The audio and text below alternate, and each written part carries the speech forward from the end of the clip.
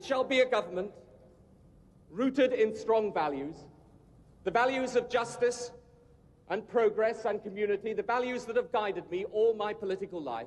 National renewal and a return of politics to public service. But a government ready with the courage to embrace the new ideas necessary to make those values live again for today's world. Draining away of the hope, the spirit, the belief in a better future. A government of practical measures in pursuit of noble causes. That we need to move forward together. Hello, welcome back to Off Centre. Today, as you can tell, we're going to be comparing and contrasting the first 18 months of the Blair administration and the Starmer administration, and why Blair had such success in terms of electoral approval of his people, success in his polling, as well as growth in his party's polls across the board, and why Keir Starmer's first 18 months of his administration has been such an unmitigated disaster, with failures on every possible front and facet, as well as a massive decline in both his own personal approval rating as well as his party, which has sunk from 47% in the polls down to around 15%, which is a near record low for Labour. We'll be looking at how he's done this and if he can turn it around. Frankly, I'm not sure he can, but we'll look at what Blair did as well. So, in May 1997, Tony Blair becomes the Prime Minister. This is something most people know. Most people who are politically engaged understand that there was a collapse in polling for the Conservative Party. John Major loses this election and Tony Blair becomes Prime Minister. Now, Tony Blair already had really good approval ratings and also quite good approval ratings for the Labour Party and government as a whole going into 1997. And that's why they did quite so well in that general election. And Tony Blair managed to improve his polling in the first 18 months.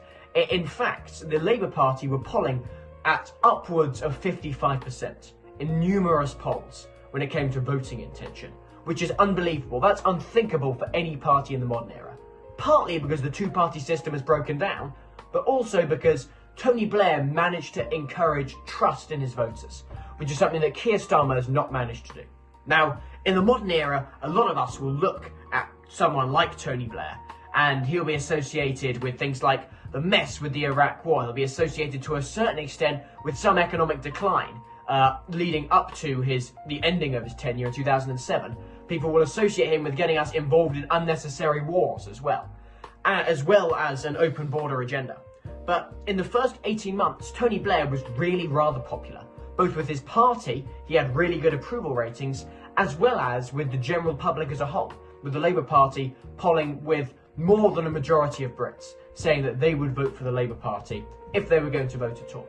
The Conservatives were hanging around at about 35, maybe 30%, whilst Labour were in lots of polls 15 to 20 points ahead of them, which is astonishing. Tony Blair managed to ensure that his government, despite being in power, got to remember, the party that's in power is the one most often attacked and the one that suffers first in the country when something goes wrong, whether it's their fault or not. Tony Blair managed to successfully play this off, at least in his first few years. He managed to inspire trust and devotion in members, primarily through a vision that he built up. The problem with Keir Starmer is he doesn't have anything he really believes, and he certainly doesn't have a vision for Great Britain. Tony Blair had at least something that he could say, I believe in this. He was comparing and contrasting himself to Margaret Thatcher. He said, I believe in the working class, I believe in Britain, and as hollow as some of that messaging sounds, it resonated with a lot of voters. People liked to hear these pro-working class messages.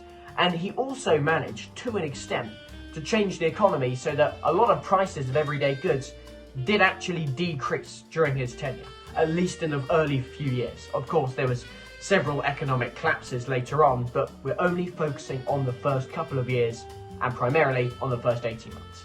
And Tony Blair delivered on his agenda to an extent, as well as having a genuine belief, a vision, a promise. In the opening clip, you will have seen Tony Blair talk about his passion for Britain and the values that guided him. People genuinely believed that Tony Blair had values that guided him.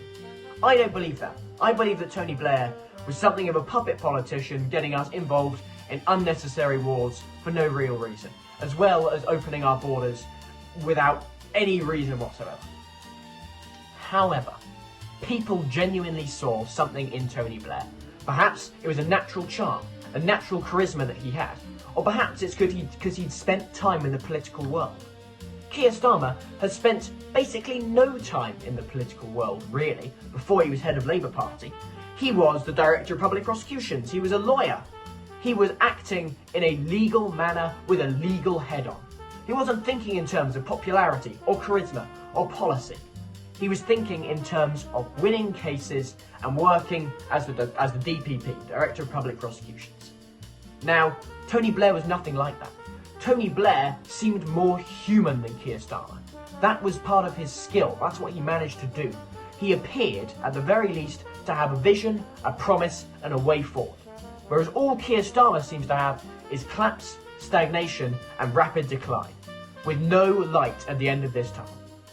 And perhaps that's the reason why Keir Starmer is collapsing in his approval ratings. Perhaps that's the reason that the Labour Party, instead of growing like it did under Tony Blair in the first 18 months, has shrunk below the Green Party under Keir Starmer. And it's no one's fault really but the Labour cabinet and Keir Starmer. And he could pick up a few tricks from Tony Blair if he just became a little more human. Now, of course, we can't look at some of the apparent successes of Tony Blair without comparing them to the dramatic failures of Keir Starmer. Now, Keir Starmer's term of office so far has been an unmitigated catastrophe. We've seen everything from masses of new small boat crossings, economic decline. When we do get a tiny bit of economic growth from time to time, it's always like 0.1%. It's basically nothing. We are looking at the moment at stagnation. We're looking at lots more immigration. No one appears to be stopping the boats. When was the last time you even heard that phrase, by the way? When was the last time you even heard a Labour MP or a Labour canvasser or a Labour staffer or politician say, we're stopping the boats? It seems as though they've given up on the issue of illegal migration. Shabana Mahmood is desperately chasing after reforms, trying to mimic some of their policies, taking leaves out of Farage's book. And whilst this may endear her and the party slightly with the right wing, she cannot out-Farage Nigel Farage. It's just not possible. And it also makes her more unpopular with the Labour base. The more Labour attempt to shift right, the more people in the Labour Party become dissatisfied and defect further left to the Greens. Labour have found themselves in a situation where they cannot win. If they go further left, people will say, well, this is ridiculous, we're going further right. And if the Labour Party decides to go further right, people in the Labour Party will say, again, this is ludicrous. We're going to the left with the Green Party. And that's because Labour has no clear vision. Keir Starmer pretended to have something that he stood for. It was something like law, justice. If you recall, he pledged to tread lightly on the lives of voters. That was one of his first speeches as Prime Minister. And what's happened now? You've got hundreds of people being arrested and locked up for social media posts. You've got a new Islamophobia definition which will almost certainly have an impact on free speech. You've got people who are no longer going to get jury trials if their alleged offence isn't deemed serious enough. It's a massive collapse in our liberties with really unpopular policies that Keir Starmer is foisting upon the nation. David Lammy thinks it's a good idea to abolish Magna Carta rights is obscene. Locking people up for offensive social media posts is ludicrous. Having someone sit before a judge for so-called offensive communications is insane in a democracy. People get offended. That's how society works. And obviously, it is unfortunately an occupational hazard of living in society. You will get offended, you will get hurt, and sometimes, some people will say hurty words and you will get offended. Does that mean a judge needs to step in? No, it doesn't. And Keir Starmer doesn't understand that. Keir Starmer is failing us on our rights like juries and free speech. Keir Starmer is failing us when it comes to the court system. That case backlog isn't going anywhere. Keir Starmer is failing us when it comes to migration. More small boat crossings, no one is smashing the gangs. And Keir Starmer, perhaps most importantly, is failing us on the economy. We are not seeing the economic growth that Rachel Reeves promised 18 months ago. So, can you blame anyone except the Labour upper echelons for this failure? No, I don't think you really can. Keir Starmer is a leader without a vision. There is no light at the end of this tunnel. Keir Starmer believes in nothing, he stands for nothing, he flip-flops from issue to issue, week to week. There is nothing that Keir Starmer can sincerely say with a straight face that he believes. He hasn't even had any cool moments in Parliament. You'll recall Tony Blair in times of crisis. He did have a stable head. He did understand that he needed to keep cool, calm, collected. Keir Starmer, is he really the kind of person to do that? If the 7/7 attacks, God forbid, happened under Keir Starmer, would the country descend into chaos? Or would he be firm enough to say, we're going to do something about this? At least Tony Blair came out immediately after the 7/7 attacks and said, we are going to be united, we're going to stand together, and we're going to try and do something about this. And of course, Tony Blair was already involved in Iraq, and whether you think that was a good thing or not, he was actively involved in policy that was supposedly anti-terrorism.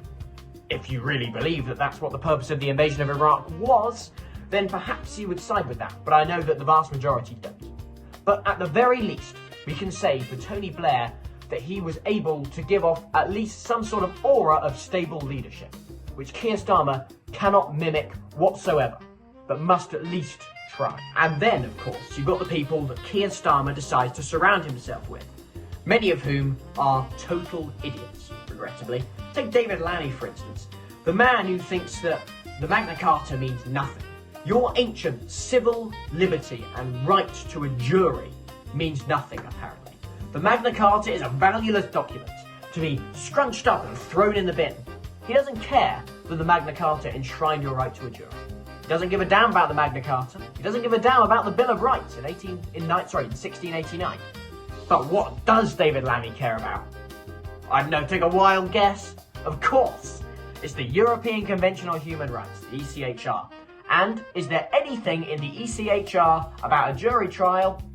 No, there is not. And because it's not in a document signed in a city in Europe 80 years ago, then we can just scrap your right. Who cares if it's one of Britain's most ancient civil liberties? Who cares if we've had this tradition for nigh on a millennia? Who gives a damn? It's not in the European Convention of Human Rights, so let's toss your ancient civil liberties away. And Keir Starmer thinks that's popular. Keir Starmer thinks that clearing the backlog by abolishing your most ancient, precious, treasured rights is going to be good for him. He thinks that's going to improve his polling. He thinks that that is going to boost his approval rating. Oh, yes please, Keir. That sounds brilliant. Abolish my most ancient civil rights. Yes please, that sounds absolutely splendid. No one thinks like that. We are a country, generally speaking, of sound-minded individuals who understand that taking away our rights in this disgusting manner is an attack on both our history as well as on us right here, right now, today. And Keir Starmer has this blame on his shoulders, I'm afraid. Putting David Lammy, a man who is dangerously incompetent, in this position is ludicrous. You've got to remember, David Lammy goes on shows in the morning. He goes on Good Morning Britain, and he'll do the rounds in the morning, going from channel to channel. And they always ask him, or at least for the last couple of weeks they've been asking him, or maybe even months, how many people have you accidentally let out of prison this month? How many deranged maniacs are on the loose? How many people have literally been accidentally freed from jail on your watch? And it's been numerous people. Some of them aren't even caught for days. You have people convicted of serious crimes who've been sent to big prisons just on the loose, walking around the community. And they didn't break out, they were let out way before their sentence ended. David Lammy is not fit for his position. Abolishing jury trials is a wicked attack on our ancient liberties. And the same goes for releasing violent and dangerous offenders into our communities. That is an attack on us. If you are not keeping the people safe, the government has failed in its first primary duty. Keep your damn citizens safe. If you can't even do that, What the hell sort of government are you? A total mess is what it is. Then you've got Shabana Mahmood, who is running around trying to chase reforms policy. She can't out-reform reform. She can't out-Denmark the Danish policy. All she's doing is mimicking reform, and as much as I like seeing a much tougher stance being taken on immigration, I'm not seeing the boat stop. No one has smashed the gangs, and all you're doing is losing support for your own party. People in the Labour group and the Labour backbench and the Labour Party, your staffers, certainly don't like to see you drifting more towards reform. And you know exactly what those people will do, don't you? Those people will go and join the Green Party. The Green Party's already overtaken Labour. But by most polls, by most metrics, they are more popular. And that is bad, bad news for the Labour Party. That means they will be losing supporters left, right and centre. And again, Keir Starmer just isn't a stable leader. Someone, perhaps like Tony Blair, with character and vision, would be able to ensure that the Labour Party stayed on track, it had a goal and it could deliver it. He, maybe at the very least, would set some sort of target for the Labour Party, or something to achieve, or something to do, and the Labour Party would strive to do it. Labour has no real aim, they have no real way forward, they have no true vision. Ask a Labour canvasser that comes to your door. Just ask and politely say, what is Labour's vision for the country, and see what they tell you.